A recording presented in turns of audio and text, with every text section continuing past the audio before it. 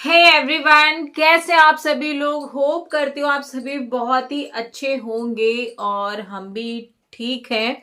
और आप लोग मुझे आज घूंघट में देख रहे हो कि मैं घूंघट में आज ब्लॉग बना रही हूँ। तो इसके पीछे भी एक बहुत बड़ा रीजन है और कहीं ना कहीं मुझे ये बात आप लोगों से करनी ही थी। आप लोग देख लो कि मैं ही हूँ और बात करनी थी इसलिए क्योंकि मेरी सारी की सारी वीडियोस देखी जाती है मेरे ससुराल की तरफ पे। जितने भी रिलेटिव हैं मेरे, वो सारे लोग मेरी वीडियोस को देखते हैं गाइस, फुल वॉच करते हैं और प्लस उस पर बहुत ज्यादा मजाक भी बनाते हैं मेरा।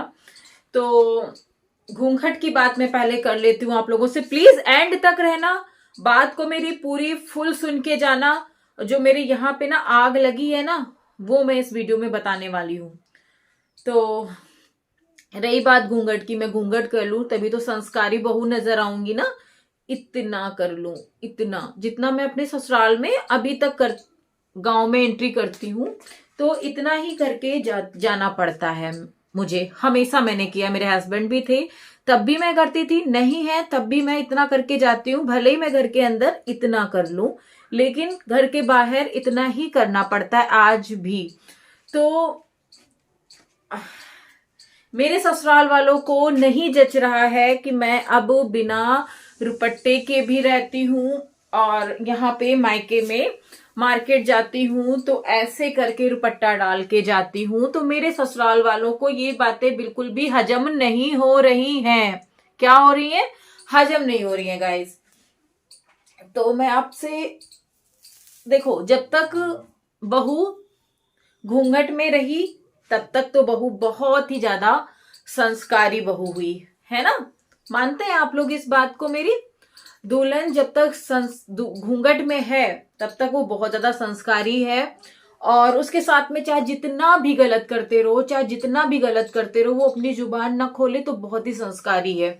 और जहां वो ऐसे ऐसे डाल के और आपसे अपने सवालों के जवाब मांगने लग जाए ना, अपना हक मांगने लग जाए, जब उसके साथ में गलत हो गया है तब वो बहुत ही बेकार, भद्दी और गंदी औरत कहलाई जाती है। जो मेरे साथ में हो रहा है, मैंने अपने पति को खोया।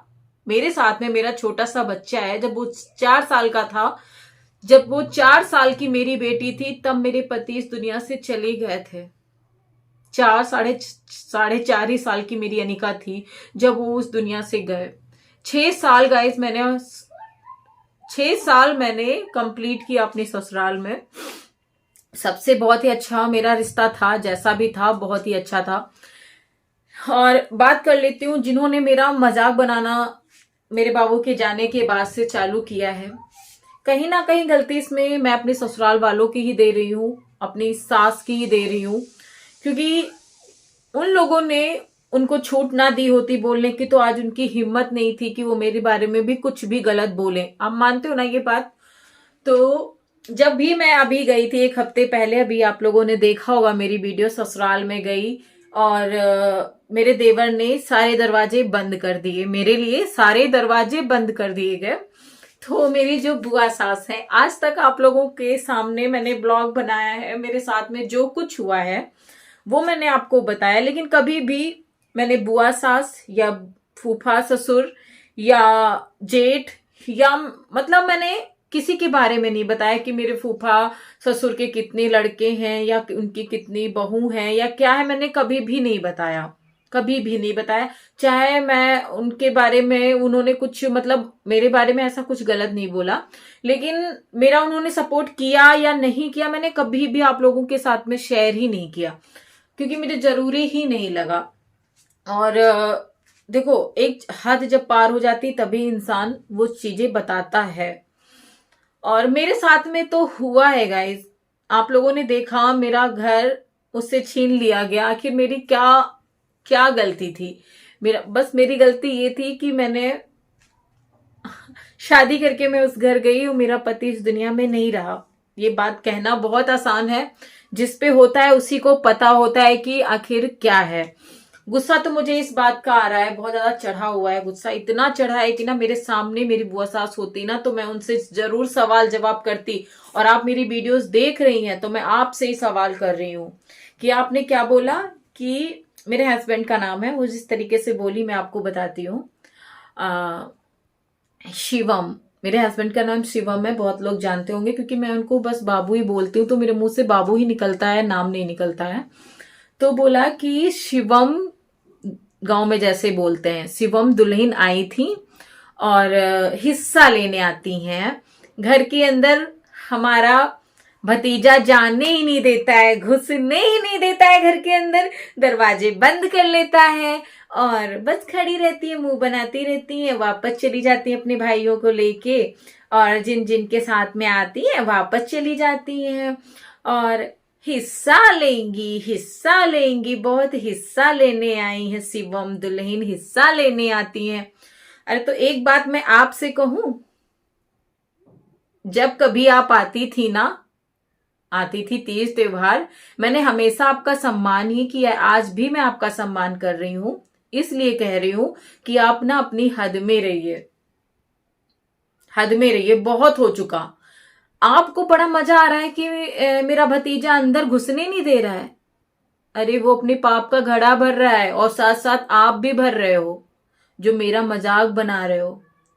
आपको शर्म नहीं आती? आप भी एक औरत हो और आपकी भी बहन बेटियां हैं, आपका भी परिवार है, आपके भी बेटे हैं, आपकी भी बहू हैं, और कल को आप अपनी भी बेटियों की शादी करेंगी, कल उनके साथ में यही घटना घट जाती है तो वो आप लोग क्या करोगे?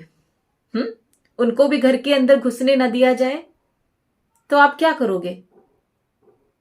अभी तो बड़े मजे आ रहे हैं, अरे वाह भाई वाह, अंदर घुसने नहीं दिया जा रहा है, मुंह बना के खड़ी रहती हैं, जाने ही नहीं दिया जा रहा है, क्या करेंगी? आएंगी, खड़ी होंगी, चली जाएंगी, हमारा तो भतीजा अंदर घुसने ही नहीं दे रहा है, हिस्सा लेंगी। हिस्सा तो मैं लेना चाहूं ना तो चुटकी बजा के हिस्सा ले सकती हूँ, लेकिन ऐसे हिस्से का मैं क्या करूंगी? तुम लोग लालचियों में लालची नहीं हूं, पता है? तुमने मुझसे मेरा घर धोखे में छीना है, तुमसे भगवान कुछ और ही छीनेगा।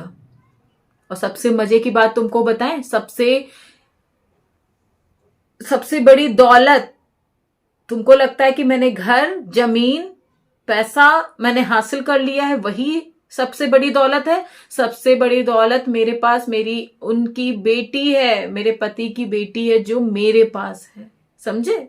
तुम आज भी भिखारी हो और आज भी हम अमीर हैं, आज भी हम अमीर हैं। मैं तो चिल्ला के कह रही हूं, मेरी बेटी है, मैं अमीर हूं क्योंकि मेरे बाबू की और मेरी प्यार की निशानी मेरे पास है, ना कि तुम लोगों के पास में है।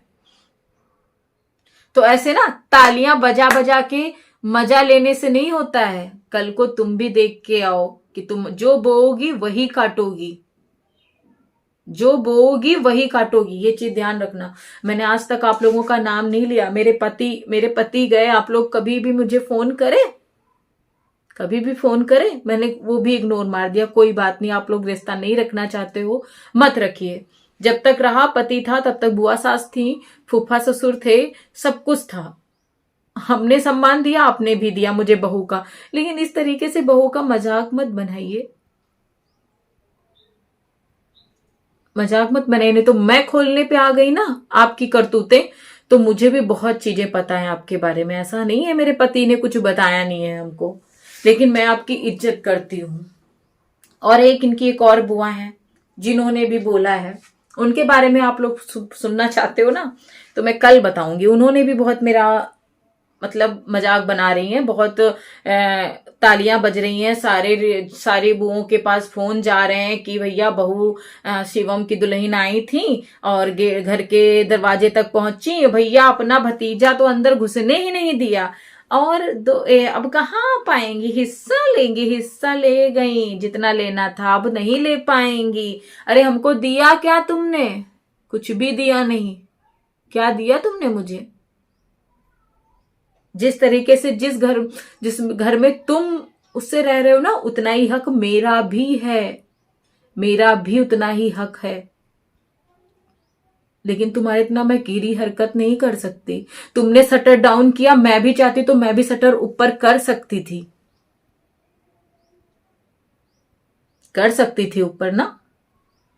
लेकिन मैं तुम जैसी नीच हरकत नहीं करना चाहती हूँ। मैंने ना राधा रानी महाकाल पे छोड़ के रखा है, और मेरे पास मेरी बेटी है, मेरे अंदर हिम्मत है कमाने की। मेरा चैनल चले या ना चले, जो भी है, जो भी ये नहीं चलता है, मैं कमा के खिला सकती हूँ यार उसे। तुम क्या, तुम जायदाद दे देते, तुम घर दे देते तो तभी मैं अपना वो चला पाती। अरे तुमने बहुत गलत तो मेरे साथ में किया ही किया है सब। तुम लोगों के ही वजह से मेरा घर गया। जो ये मेरी बुआ सास लोग है ना, यही जो मुझे सपोर्ट करती, यही जो समझाती मेरे घर वालों को, मेरे ससुराल वालों को कि नहीं बहू का हक बनता है, बहू के बारे में मत सोचो, लेकिन अपनी पोती के बारे में सोचो, उस बेटी के बारे में सोचो जो मेरा बेटा दे के गया, उसके बारे में सोचो।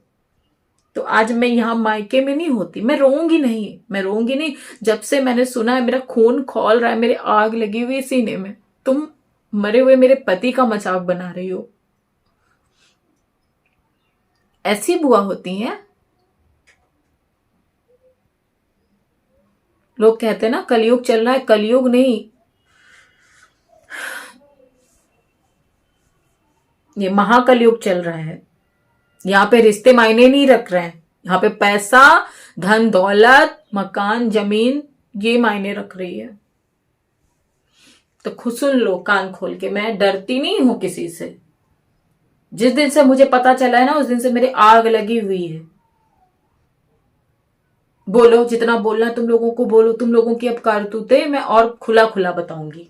बोले रहो, जितना बोलना है बोलो आराम से, जो करना है मेरे साथ में कर लो आके। तुम लोग भी आ जाओ सामने। 2.5 साल से 3 साल से तुम लोगों ने शकल नहीं दिखाई है मुझे, दिखाओ आके शकल। चलिए गाइस, मैं रख रही हूं।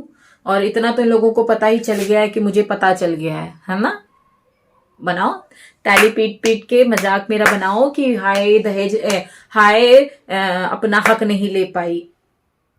भाई का हक जानती तो इतनी तो समझदार हो, सर के बाल पकने लगे हैं तो इतना तो पता ही है भाई का हिस्सा कोई खाता है या उसमें कोई टांग लड़ाता है तो उसके साथ में क्या होता है। भाई का हिस्सा खा के कभी कोई फला ही नहीं है, समझे।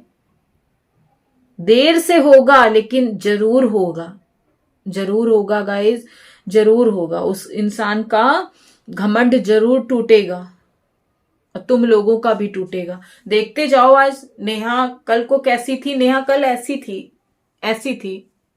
जी मम्मी जी, जी मम्मी जी, बुआ जी। आज नहीं, क्योंकि तुम लोगों ने मुझे छोड़ा ही नहीं इस कदर। तुम लोगों ने इतना मुझे परेशान किया है ना, इतना परेशान किया है कि हद हो गई है।